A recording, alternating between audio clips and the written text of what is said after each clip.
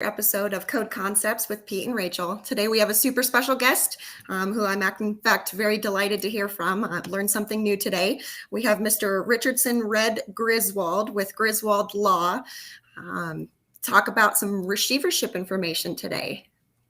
And this is an interesting topic because I've personally done receiverships and I've actually worked with Red as far as receiverships go. It's a great tool and it's not really talked about throughout the nation. It's talked about a lot in California. This is where Red's based out of. But it's a tool that's available for a lot of code enforcement officers throughout the nation. And today we're going to discuss a little bit about receiverships and what they are and how they work and Red's role in this whole process. And with that, I'm gonna have Red introduce himself, tell us about how he grew up wanting to be a receiver when he grew up, and and everything cool about receiverships. And if anybody has questions, please feel free to ask them in the chat. Red's here. We don't get this opportunity a lot to ask questions, especially from someone like Red.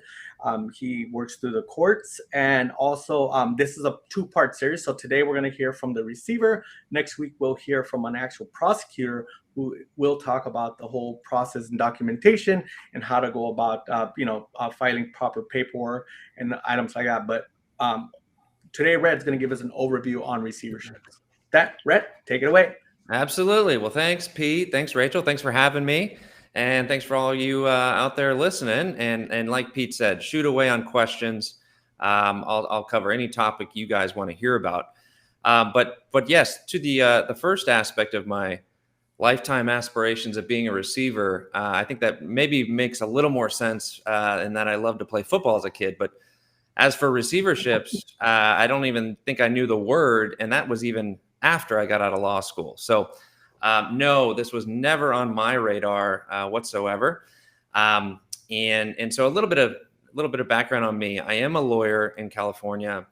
I've been a lawyer for about 15 years. And so out of law school, I was just, taking the more common path of general civil litigation, a lot of real estate litigation, a lot of business litigation. And then I found myself up in LA involved in a disputed apartment building, and the property happened to be in receivership. And I kid you not, that's the first time I'd ever heard the word. Maybe I was sleeping through law school, but I don't remember hearing about that in law school. So long story short, I met the receiver that was in control of that building, and it just alarm bells went off in my head that's it for me. It was a good mix of kind of on the ground, solving problems, always had a big interest in real estate, but then coupled with the court's involvement and being comfortable going to court hearings, speaking in front of a judge. And so it was really those two issues, the litigation side, and then kind of the boots on the ground work to fix up properties that from that point forward, that was back in, probably about 2008. And since then kind of opened up my own shop and based here in San Diego, California. And been doing receiverships ever since. So that's kind of my background. And you guys tell me what you want to hear. I can give kind of the background of California's receivership protocol. Like I said, I'm open to whatever we want to dive into. Yeah, certainly. So Red, honestly, like I said, I know very little other than the research I've done in the last couple of weeks, especially on you. But I really want to know everything. And I know we only have an hour, but I want to know how the process comes together. How do you get involved in creating this process for a municipality? Or can you kind of talk about just the beginning stages of all of this? So before we answer that, Red, can you tell us what a receivership actually is? Just the general, what is the term or what it is? And then before we get into that, but I think it's important because we hear the word, and like you said, you slept through law school. I slept through the code enforcement training because So can you tell us what a receivership is and then how the whole process works? Absolutely, that's a good idea. So in very general terms, anytime you have two parties fighting about some asset in court, so that you got your plaintiff, you got your defendant, and they could be fighting over a piece of real property. They could be fighting over a business, maybe two partners. In any case, sometimes judges feel it's the most prudent thing to do to put that asset, again, I'll say that piece of real property, into the hands of a receiver who's a third party, unbiased, neutral. That receiver doesn't work for plaintiff, doesn't work for defendant. That receiver works for the court. And the judge is going to ask a receiver to hold that piece of property or that business in dispute in the hands of the receiver. While these two parties fight it out, it's the receiver's job to take custody of that asset that's being fought over and carry out different steps. We'll get into the details in the context of today's conversation. It is a piece of real property. Typically on one side, the plaintiff is going to be a municipality. In California, it's usually a city, and they're bringing a lawsuit against a property owner, and that property owner owns the subject property that is the asset in dispute, and the city will ask a judge to appoint a receiver, someone like me, to take control of that asset, that nuisance property, that substandard property. And typically the judge will then order its receiver, being me, to carry out certain rehabilitation steps, potentially to vacate a property because of its unsafe and unhealthy conditions, but in a sense, clean up that property in the simplest terms. So again, receivership is really a remedy in litigation, in court, where a judge puts some sort of troubled asset into the hands of a third party neutral that is in dispute. Think that's helpful, Pete? Yeah, it's helpful. And Rachel, if you could repeat your questions, because I totally lost. I was so infatuated with the term. Sorry, and I got super excited. I just wanted to know about it all. So really what I'm looking for is, among a million things, is how does the process come together? How do you get involved in all of this? Absolutely. So I'm going to speak to California, but like I said, I'm sure we'll get down the path where it will be interesting, because I know you guys have a national audience, to kind of talk about how different states approach it. But I think the best way to kind of get it out there and explain how the receivership process works for substandard properties is to talk generally in the context of how California law works. So in California, we have the Health and Safety Code. And within that kind of body of statutes, the Health and Safety Code allows for a city to bring an action against a property owner when that property owner's property has gotten to the level of substandard nature that it really is a risk to the health and safety of not just the occupant of the subject property, but the surrounding neighbors and the community at large. So, the typical fact pattern goes that it's been a property with issues, violations, nuisance conditions, potentially hoarding conditions, potentially an abandoned structure. But like every city has, they have their toolbox of issuing notices of violation, making visits to the property informally, doing formal inspections of the property, issuing potentially fines, liens, penalties. They kind of, open their toolbox and just unload to try to do something to gain compliance. Now, as we all know, there are those outlier properties where compliance is just not reached.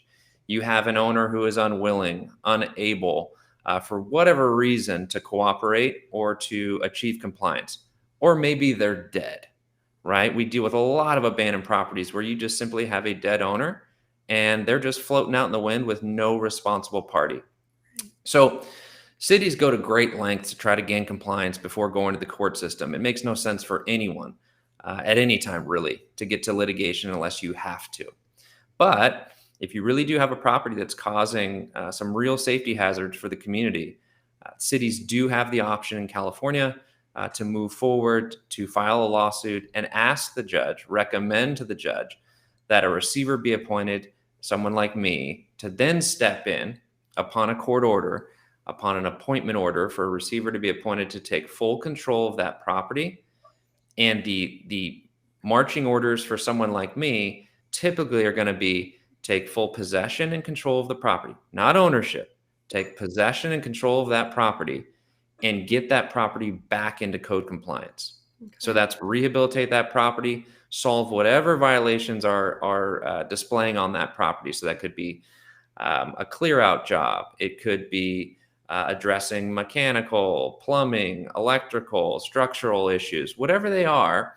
It's my job to put together a rehab plan, come back, get the blessing of the court, proceed with hiring contractors, architects, engineers, whatever it needs to get put together, get the right team together, and achieve compliance. deemed by the city inspectors. And one thing that I've done receiverships in my past, and one of the things that we now hold you responsible as the person appointed. So a lot of times you may not be on site, and the homeowner would bring all sorts of new litter to the property, which tends to happen, and we give you a call, say, Mr. Griswold, the home you are the receiver on now has all this trash. We need you to clean it up. Is this correct? You are now Absolutely. responsible. Absolutely. And, I tell cities at the outset of these cases, and I say this for many reasons. I say, once I'm formally appointed as the individual in legal control and possession of this property, I say, cities, fire away. Treat me like you would treat any other owner in your city. So if you see a pile of trash, if you see that my contractor is parking trucks, that are blocking driveways of neighbors, if you see, or hear that I'm doing work on a Sunday and it's too loud for the neighbor, call me out, issue me a notice. I promise you, I'm going to jump on it, but I don't want special treatment. I don't deserve special treatment as the person in charge of that property. So I tell cities, yes, I am the guy you should be reaching out to. If you're hearing complaints from neighbors about nuisance conduct, suspicious behavior, get me on the phone, and I'll put the right people on it. Because again, once that order is signed, for better or worse, it's me and my team who become in legal control of that property. And with that legal control becomes a responsibility. And one of the misconceptions with a lot of these receiverships is that like, oh, the guy works for the city. No, you don't work for the city. You're a court-appointed person who's now responsible for this property.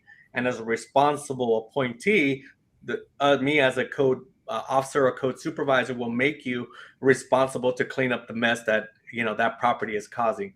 Whether if your contractor's left a pile of debris outside and it needs to get cleaned up, you are the point person. I'm going to call you. I'm like, say, here's your notice of violation, Mr. Griswold. There you go. And and you've been very, in my experiences working with you, you've been very respondent to any complaint, so I appreciate that. In I work with many receivers, and a lot of times it's kind of hard to get a hold of the contractor or the project manager, but your firm is very responsive, and I appreciate that about you guys. And that's why we invited you on the show, because you are on top of it, and that you're responsible and you're willing to take that responsibility on. So thank you for that. Oh, thanks, Pete. And then Rachel had another question. Oh, I have all kinds of questions. Are you kidding? All right. So really, I mean, I understand we're speaking to California, but for someone like me down here in Colorado, we don't hear that term a lot. So how does, and I know there's a lot more that we want to talk about in the process, but how would I go about bringing something like this up to my municipality? How do you go about showing that there's a need for your services in our community? Yeah, absolutely. So it'd be quite the topic to do, a survey of all 50 states and how they address it. So I usually speak very generally to say that each state, in my experience and speaking with, code enforcement departments and city attorney offices in many cities across many states, is that typically there's some framework there in the statutory laws across all 50 states that allow for some level of control over a property when all of the other steps taken by a code enforcement division have failed. Now, the level of intricacy of what steps those are, and whether it's that a receiver is going to be appointed, or a city has additional measures they can take to, a lot of cities, even in California, get certain abatement orders, or they get authorization to demolish an abandoned property, and those funds might go towards a redevelopment account for that city, or some other surplus funding for affordable housing. But I tell you, I don't have to tell anyone, certainly not you two or anyone listening to this right now, that there are a lot of creative things going on across all 50 states about addressing substandard housing and how we are going to continue to fund the building or the rehab for affordable housing. So from that, lots of states are looking at their structures and systems for how they're going to address unsafe housing, substandard housing, hoarding conditions, abandoned properties. So what I would say is, although I'm an attorney, I'm just a California attorney. So the first thing I would say that you should do, or any other individual listening that's interested in a state other than California, is to sit down with someone in the city attorney's office or the city prosecutor's office in your city. Because I can only imagine that there are meetings going on in your city and many other cities where you're talking about the same property and the same property owner every week, every month, sometimes for years, saying, we're banging our head against the wall here. What are we going to do with 123 Main Street? So I would ask if the city attorney is familiar with what framework and what steps you can take beyond what you've already tried. And if there is no good answer, I would ask them if they're aware of any new legislation being pushed statewide, because I know of a whole lot of states that are pushing through new laws currently that address creative ways to address substandard properties. And many, I can't speak specifically to Colorado, but many states have receivership statutes in place. And on top of that, many states are underusing the remedy or don't even know that it exists. And I can say even in California, if you look backwards 10, 15 years, I don't know, and this is just off the top of my head, but I'm going to say low numbers, like maybe 10, 15% of cities were even aware of the remedy. And even if I stop time right now, I would say, again, not a calculated answer here, but less than 50% of cities use the health and safety receivership remedy on a regular basis. And I'd say 25% have never used it and maybe even never heard of it. So I encourage folks in your position and your departments out there to ask questions, press your city attorneys, and ask them, what they know of the remedy, and if they don't know of the remedy, if they're hearing about any developments in that area. Yeah, absolutely. And just doing some research, I do see that Colorado has Title 66, which speaks to receiverships. But as I stated, I knew nothing about this. Going through processes since 2008, different municipalities I've worked for have found ways to mitigate and rectify violations through, blighted property rehabilitation codes, where you have administrative hearings and then move on to the property to abate it. So hearing of something like this as a long-term solution is extremely helpful. So thanks, Red. Of course. And Red, one of the things that we hear sometimes, and this is from coming back from when you said like 10, 15 years ago, the first time we did a receivership, it was like a big deal because everybody's like, oh, it's going to cost too much. It's going to bankrupt the city. And I'm like, and it was a tool that I believe that's what city was using it. And the city of Paramount used it. And then we ended up saying, hey, that worked for that city because we shared, it was what we call a slumlord, negligent property owner, better word, and that person had multiple apartment complexes in 3 different jurisdictions nearby. We pulled our resources together to just tackle it as one big issue. So we ended up my city, that city, and another city ended up kind of joining forces to say, hey, look, it's not unique in our city, it's in a multiple city item, and judge, we're requesting a receivership for all this person's properties. And that's the first time I dealt with it. And at that time, we didn't, even though in California, we didn't focus on cost recovery at that time, there was a cost recovery ordinance for legal fees, which is normal in a lot of states. You pay the attorney fees in the losing, right. The prevailing party, gets that waived or whatever. But, if one of the important things when going into receivership, the documentation for that is so important, and people forget, in order to get to a receivership, there's a lot of work to be done beforehand. We just don't give you a property and it's like, hey, it's dilapidated and it's substandard. Here, go get me a receivership. It doesn't work like that.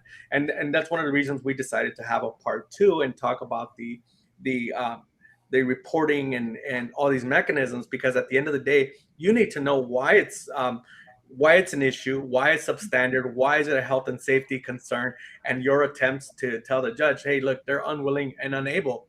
Well, what's the unwillingness and what's the unableness of them, not doing what they're supposed to do for this community? Now, when it comes to receiverships, back to my original statement, people have a misconception that they're too costly or they're too pricey, or can you speak of that on that a little bit? Yeah, absolutely. So again, speaking of California's, legal structure for receiverships, and specifically with substandard properties and the health and safety receivership remedy, is that the simplest way I can put it is that the property pays for the receivership. And what I mean by that is that once I'm appointed as the receiver, a court typically is going to authorize me to fund what we call a receivership certificate, which is pretty much a promissory note. It's a loan. And I'm able to secure that loan against the subject property. So in a sense, we're taking a loan out against the problem property. And from those funds, we're going to fix up that property and pay for all the receivership costs, insurance costs, utility costs, maintenance costs. So nobody, including a city, is coming out of pocket to pay for these rehabilitation costs and receivership costs. So again, so what happens is that's part of my job. Not only do I present to the judge, usually within the first 30 days or so of getting appointed, not only am I presenting my rehabilitation plan, which include, bids from licensed contractors, maybe security proposals, insurance costs, et cetera. That's kind of what I call kind of the rehabilitation plan. On top of that, I'm always presenting a funding plan that gets reviewed and approved by the judge. And what that's going to describe is, hey, we've got this property. It's obviously substandard. We're already over that hump. It needs to be addressed. Well, okay, but there's a lot of problems. How much is that going to cost? Who's going to pay for it? Okay, well, here's a little profile on the property. Here's what it's worth. Here's what it would be worth once it's fixed up. Here's a third-party lender who's willing to fund the receivership certificate to pay for the rehab. And all of that is presented to the judge, and the judge reviews it. All parties, including the city, including the property owner, and their lawyer if they have one, everyone is involved in that hearing, and then the court will approve that funding plan or make adjustments to it. So the idea that people are coming out of pocket to pay for it, including cities specifically, that's not how it works. Now, there's another aspect to it regarding any hard costs that are put out by a city to get the property into receivership, and any attorney's fees they have to pay.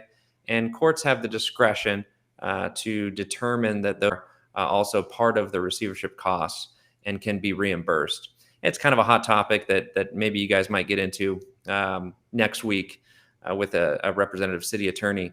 But courts do have the discretion to also reimburse those costs as well. But as for my job and paying for the actual, hammer and nail aspect of getting these properties cleaned up, those are funded through third-party funding logistics through receivership certificate funding. So it's not out of pocket. That makes sense. And Red, real quick, you kind of touched on abandoned properties versus properties that are lived in. So how does that process differ when you don't have necessarily have a responsible party, or as you said, a lot of times you have these abandoned structures that you have a deceased owner? How does your process differ for something like that? Yeah, definitely. So, like I said, it happens often when we have an abandoned property, not just abandoned, but like you said, I'll use the example of a deceased owner. So the health and safety receivership remedy, this is a remedy that is tied to the property. So I'm not taking control of or directing or, untangling issues between individuals, right? I'm not here to determine who owns it. Did it pass down to the daughter, the granddaughter? Now, tangentially, those things get brought up, and sometimes we get into those issues with a court if they want to. But I like to kind of refocus, my marching orders from the court, and that's to fix a property. So therefore, I don't care if it's occupied, unoccupied, occupied by tenants, occupied by an owner, or completely abandoned. My focus is, what are the code violations of this abandoned property? Can I get a bid put to those code violations? Can I get it approved by the court? And then I fix that property up, have a follow-up final inspection from the city, and make sure it's in a safe and habitable condition. Now, the practical side of all that is that my job always ends up spilling over into untangling who that responsible party is. And ultimately, if no one steps forward and no errors are identified, I look to the court. Again, I only work for the court. I make my recommendation, I report the facts, and I ask for further instructions from the court. I'll give a quick example. I just had a hearing yesterday morning regarding a California city and a property where the parents had died with no estate planning, no will, no trust, no family member opened a probate after they died close to 15 years ago. But now we're dealing with, 7, 8 adult siblings in their 60s and 70s, and they still don't have a plan. Now, since then, we've fixed the property. The family has consented to me selling that property. I'm now holding the sale proceeds from that property in a separate receivership trust account, and the judge has directed me to just hold those funds and wait for the siblings to work out their issues. And so now those siblings are going to open up a probate action and get a formal distinction of who the actual heirs are and who should get that money and in what distribution amounts. So while it's not my main focus always is get properties back into safe, habitable condition, code compliance. As a receiver, we deal with many odd issues under the sun because we kind of step into these messes and the judge kind of looks at us as his or her boots on the ground, and we report back whatever we're finding and try to come up with the most equitable, kind of fair, decisions moving forward. Makes sense. So Red and Pete, I apologize. I could monopolize this entire thing, but we have some really awesome questions from some great guests that we have on. Good morning, all of you. So Cecilia asks, Red, can you speak on receiverships on properties with HUD interests / second interests and what that means for a city and a jurisdiction? Yeah, sure. Sorry. And she followed up real quick with in reference to costs. Oh, in reference to costs. Okay. And hi, Cecilia. How are you?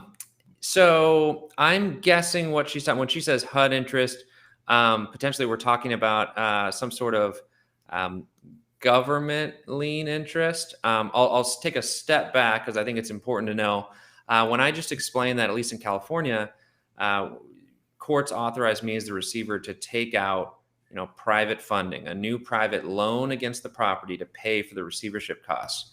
What it also allows for, which is a very powerful aspect of the health and safety law, is that this funding that I'm able to obtain through court-ordered funding, it's called super priority funding. What that means is the priority position as a loan on the property, it steps in front of prior private loans. So again, if Ms. Smith owns 123 Main Street and she has a mortgage with Wells Fargo and she's had that in place for 10 years, if her property ends up in health and safety receivership and I need to borrow money against the property to pay for the costs, this receivership certificate loan is going to jump in front of that Wells Fargo loan, even though that Wells Fargo loan has been in place for 10 years.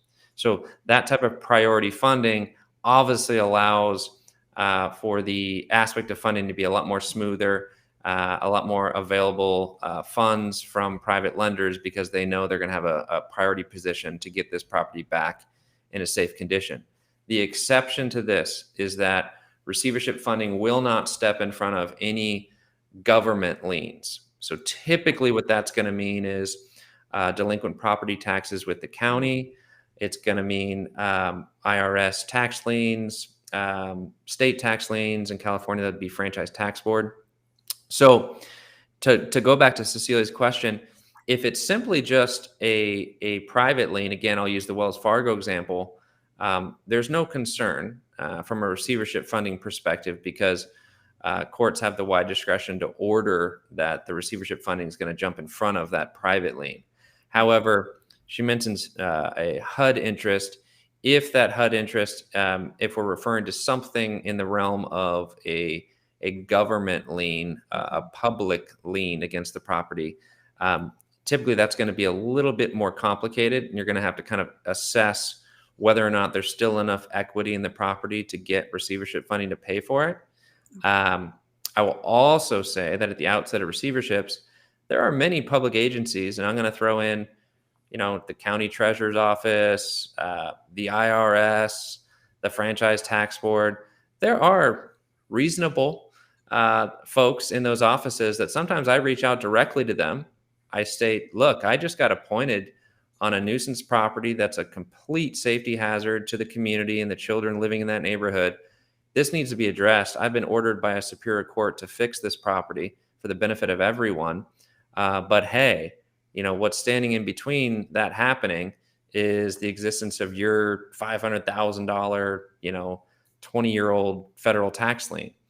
And sometimes they say, I get it, and we'll come to some formal agreement as to them kind of stepping aside a bit to allow for that funding to take place and maybe even step in front of their federal tax lien, because they also share in the benefit of, hey, if that's the asset that we're securing this big lien against, we'd like to see it cleaned up as well. So that's a really long answer, but there is some play there between private and public liens, the access or availability to receivership funding, but then also just some kind of reasonable practical solutions to that when you just kind of get on the phone and talk to somebody about the issues at play.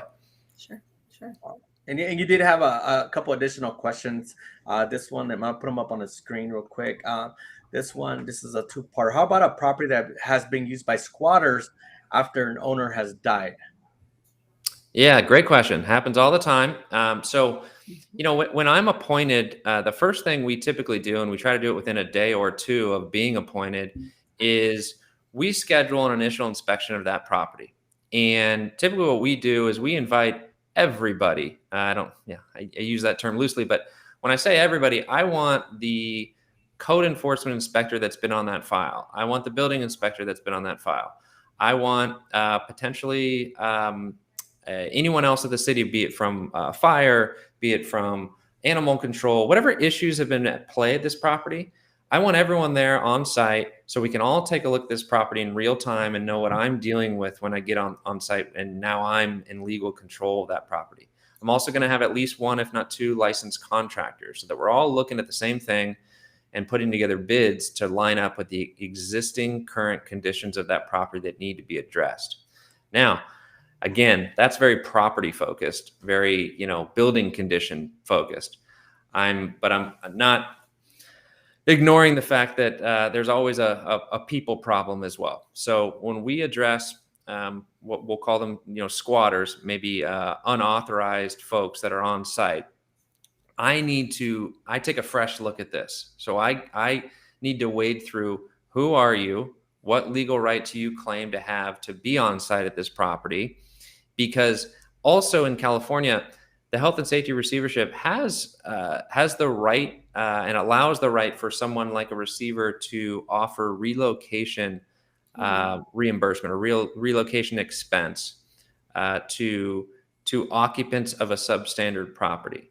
Now, the law, I think smartly, distinguishes between who can get relocation assistance.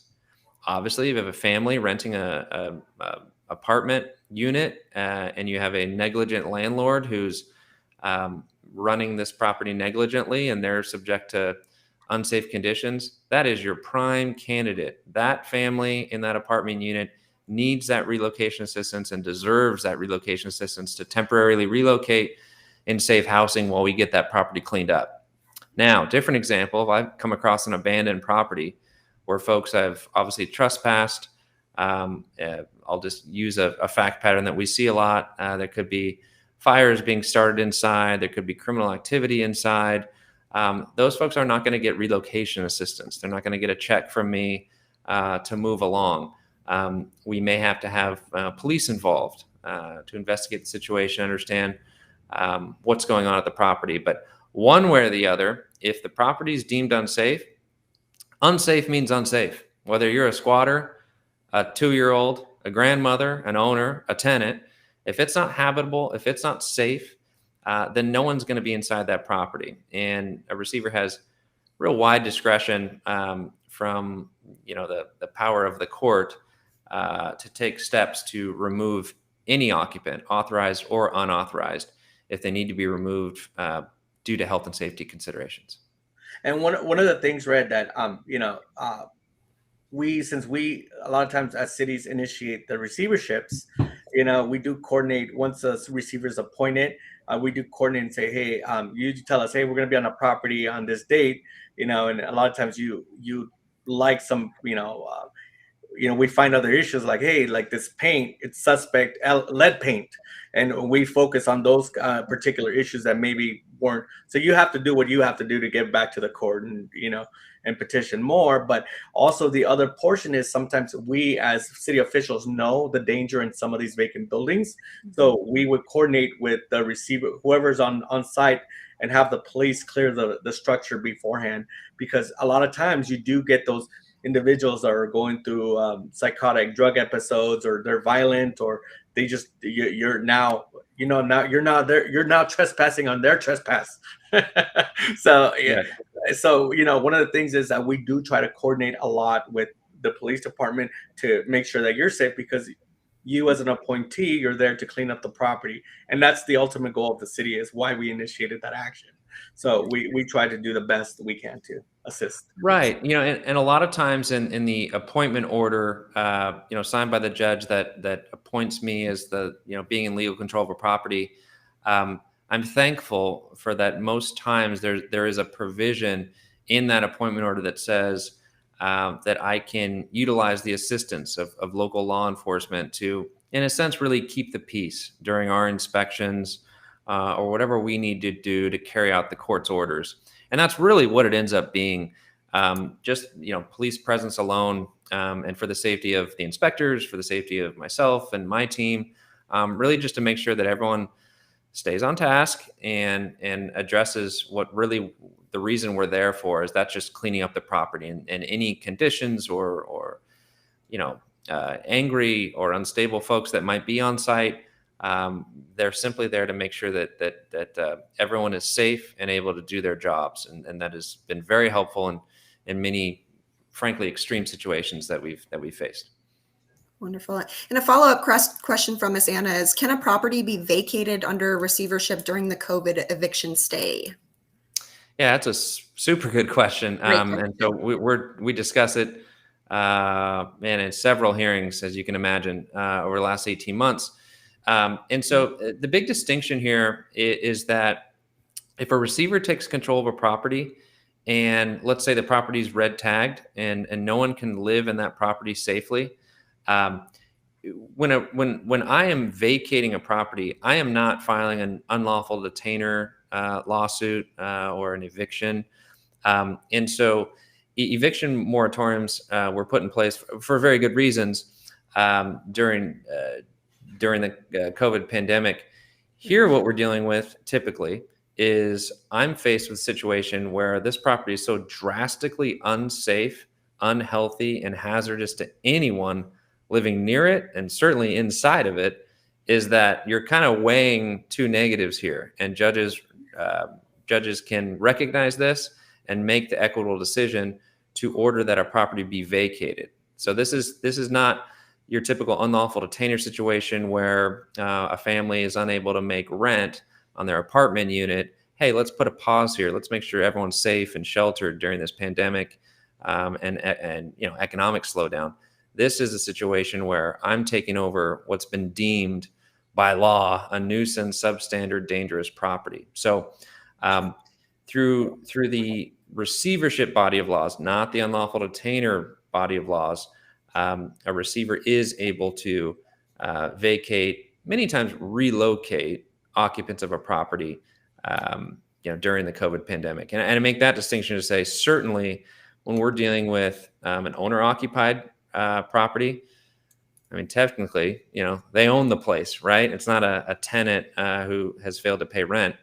And so typically what we're doing is we're simply explaining to the court that it's unsafe for that occupant to be living in there, but also at the same time presenting that, hey, we're providing whatever the number is, $7,500 in the form of hotel stays or alternative housing stays, whatever's most appropriate for that individual. So no one's going out to the streets while we do work on a receivership property. Makes sense. Makes sense.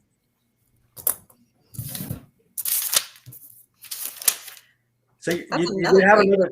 Oh, you had another question, Red. So go ahead, Rachel. Sorry about that. No, by all means. So again, another awesome question from Miss CC. How would one maneuver an HECMS home equity conversion mortgage held by a HUD? Oh, so Cecilia, I'm getting the sense you've got a very particular issue on your hands, and I'm happy to talk to you afterwards as well. Again, I would look at that as a lien on the property. And then if we're going to distinguish between when you say held by HUD, does it rise to the level that it's going to be deemed a government lien, or is it simply a private lien that is sometimes backed by HUD or some other federal agency? To be honest, at the outset, what I usually do is I take kind of the prudent, safe approach, and I would say, well, if I'm seeing involvement by HUD, I'm gonna treat it as a federal government lien that my funding is not going to jump into. So my first question is going to be, what's this property worth? What's this property worth when it's cleaned up? What is the current balance, outstanding balance on this equity conversion mortgage?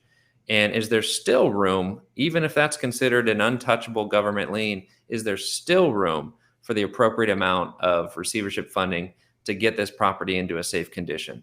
So many times the math is, well, I'll say, we all know, even though we're in COVID and an economic, potentially some folks would call it a slowdown, somehow California real estate is out of control. So what we continue to see is that even if there are government liens that can't be touched, there's still a whole lot of equity that would allow for court-ordered funding to get the property into a safe condition. But Cecilia, I'm more than happy to talk to you later today to kind of give you some more thoughts if we can take a look at that lien.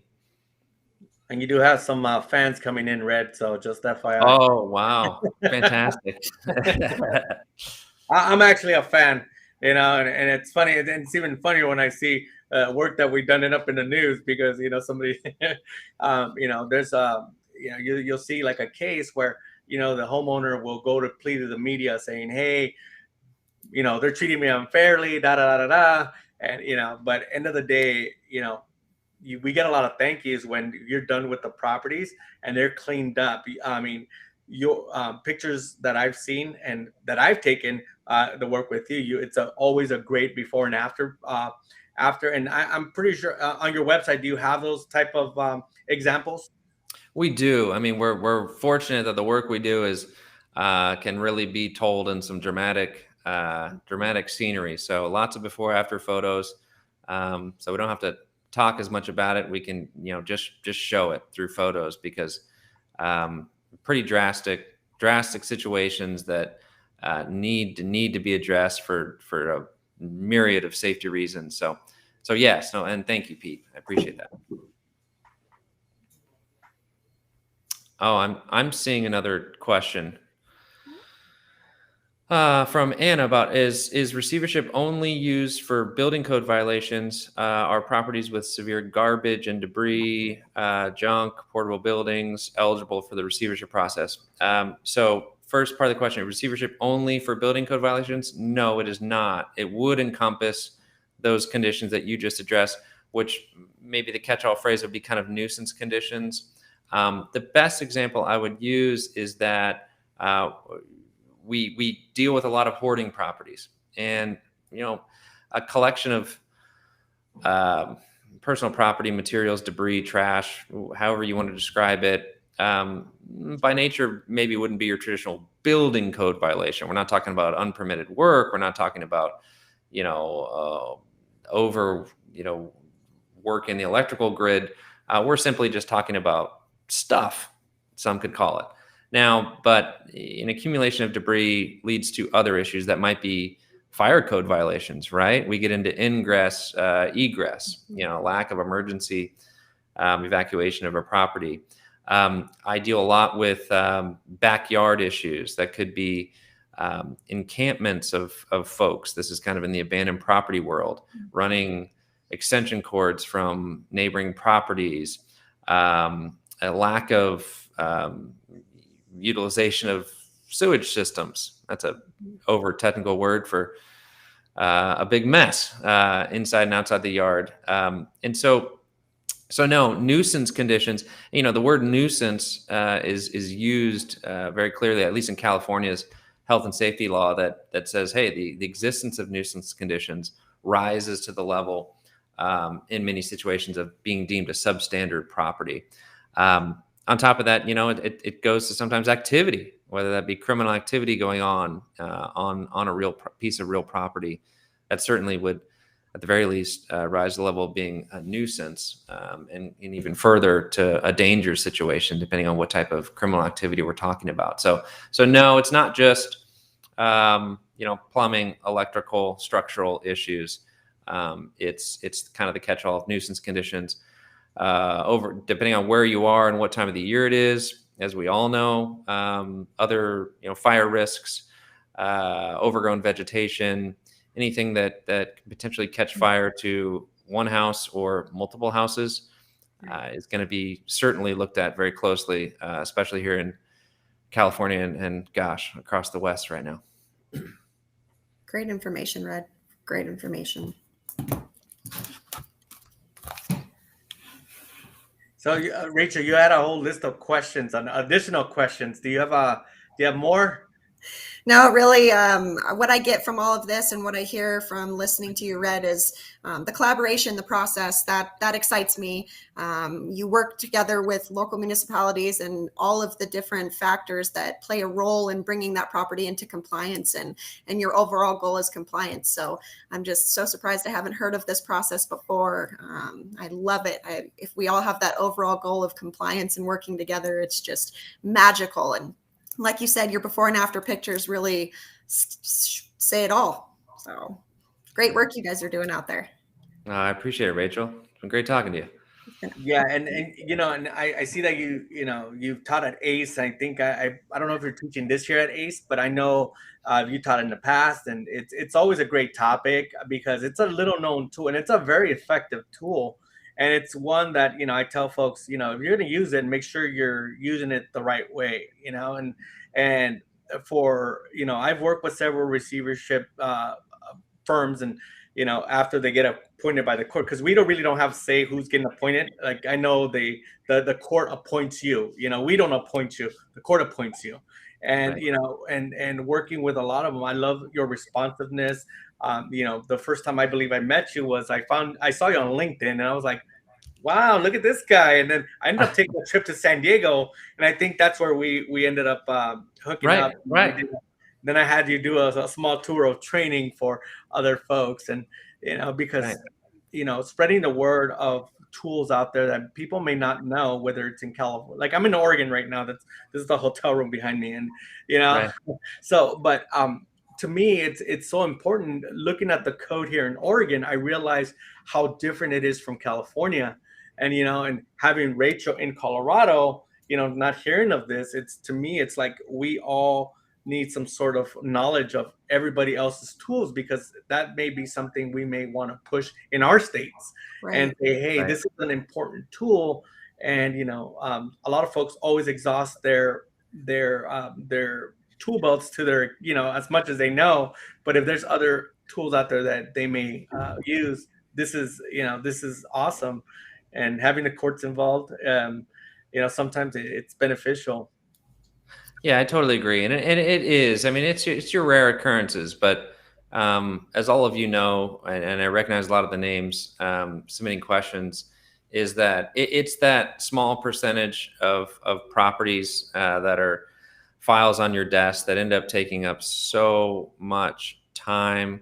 And when there's no, light at the end of the tunnel as to how that property is ever going to be addressed and obtain compliance, it's that kind of situation where the receivership remedy can really step in and finally address the situation. So I completely 100% agree with you, Pete, that sharing information, sharing the different approaches between different municipalities and different states is super important right now, and is really, really going to be beneficial, because these issues of substandard housing, hoarding, unstable conditions in multi-unit stuff such as apartment buildings, these problems aren't going away, and cities need all the resources that are available to them to address these in a safe and humane way.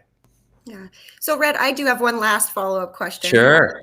So really what I'm looking for is, how long does this process take? So, in a lot of what we do, we have reporting parties that we have to get back to, or we have superiors that we have to update on processes and extensions that were provided.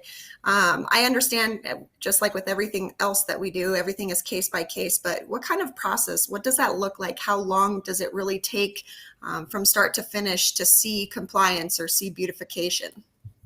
Yeah, that's a really good question. So I always start by saying the work itself is not the part that takes a long time, right? The reality of this is that once this property rises to the level where a municipality has to take the step of filing a lawsuit against the property owner, the city, as well as the property owner, as well as the receiver, we're now all subject to that court and that judge's calendar. And because I'm a court appointed officer, anything I do in the sense of proceeding with the rehabilitation project or proceeding with the funding plan, I have to work with the courts to get in front of that court, have a hearing, get the court order signed, and move forward. So if there are delays, there's usually in the world of kind of administrative delays. But I'll say this, because we're dealing with properties that are at that high risk level, what typically happens is, like I said, once the city has worked up the case, I know you guys will go through that. Sounds like next week's podcast. But once I'm appointed, within the first 24, 48 hours, we're there, we're on site, we're in legal control of the property. So from the custodial nature of it, it's an immediacy once that appointment order is signed that I'm in control of that property. And typically within the first 30 days, we're back in front of the judge to present our bids from contractors to address the work. And assuming you get approval from the judge to move forward, that work's going to start right away. And now you're just talking about different properties, right? If it's a clear out property with, hoarding conditions, or it's a, rehab of a 50 unit apartment building, just construction side of things, there's going to be, different timeframes for those types of projects. But once you then get code compliance, you get your final sign-offs from all appropriate city inspectors, then the process can slow down again. And I think for good reason. And what I mean by that is that I consider then you move into kind of phase 2. What is the exit plan for the property owner? And I give great deference to owners at the end of these receiverships once the work is done, because like I said, I don't own the property. They do. It's their property. They may have owned it for decades or a lifetime, being passed on from maybe their parents. And so judges and me as the receiver, we like to give owners all the leeway to kind of maybe huddle with their own family members, decide what they want to do next. Do they want to keep the property and continue to have that same, owner live there?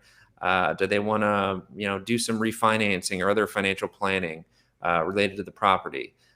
Sometimes owners and their families come to me and go, yikes, this has really shown us that maybe grandma shouldn't be living in the 5-bedroom apartment all by herself with a big old yard to maintain.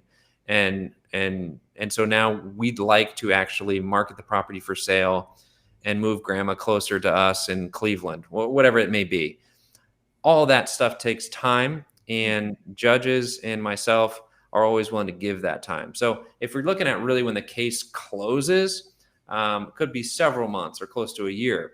Okay. But the actual act of having a receiver step in, take control, make decisions about the property, and have court-ordered supervision, that's immediate. Okay. And then getting the actual code-compliant work done, that happens at the front end of the receivership. And I always kind of say now the city's concerns and the community's concerns, those are solved. Now, dealing with maybe financial side of things, what the owner's wishes are into the future. I have a less involved role, but the receivership matter is still open, and we're still having hearings with the judge to kind of see how we're going to wrap this up. So I hope that kind of answers the question, but I always kind of think it's kind of two parts to it. It's getting the work done, and then it's working with the owner as to how they see kind of the future playing out. Makes sense. Makes sense. And this normally can go hours because we sat in a room and you explained receiverships. There's so many complexities, and 1 hour is not a lot but it gives us a basic idea of the work that you do, and it's very appreciated that you came on today. And we did have another question: is if somebody wants to get a hold of you, what is your contact information? What's the best way to reach you, Red? Oh, sure. I would probably say just going to our website, and that's www.griswoldlawca.com. So that's GRISWOLD lawca.com. And that has all our contact info, email addresses, office number, all of that there. So it's griswoldlawca.com. That's it. Okay, let me put it here so folks can see it on the screen. Oh, hopefully I got it right. Well, GRIS. Oh, yes. Yes. My spelling, you got. Yeah. Sorry. Let me give it another try. Okay, but we appreciate you coming on today. Really. Let me see, Griswold Law. Sorry, I monopolized all your time there, sir. It's great information. No, I'm always happy to talk about it. And yeah, anyone that wants to reach out to me privately or separately to talk about receivership remedy, I'm always available. Thank you. Yeah. And thank you. We do see you're active on LinkedIn. This is one of our platforms that we show the stream on, and we love the stuff that you put out. It's a lot of good stories that you work with, and we appreciate it because us as code enforcement officers, we know how much work it takes to get some of these properties into compliance, especially the ones that you've been dealing with 5, 10, 15, 20 years with. And to finally get a resolution, by bringing somebody like yourself on board, it just, the neighborhood kind of relieves in size. I'm like, I can finally invite my family members over. Right. Yeah, it's certainly not boring work. So, By no means. Yeah. Well, thank you, Red, and we hope everybody learned something. And and we appreciate you again, Red, for coming on here and talking to Rachel and I. So it's been fun. Thank you both for having me. Thanks for joining us today. Thanks for another episode of Code Concepts with Rachel and Pete. And thank you to all of our awesome viewers and your wonderful questions. This was just such a fantastic topic today. Have a wonderful day. all right, bye.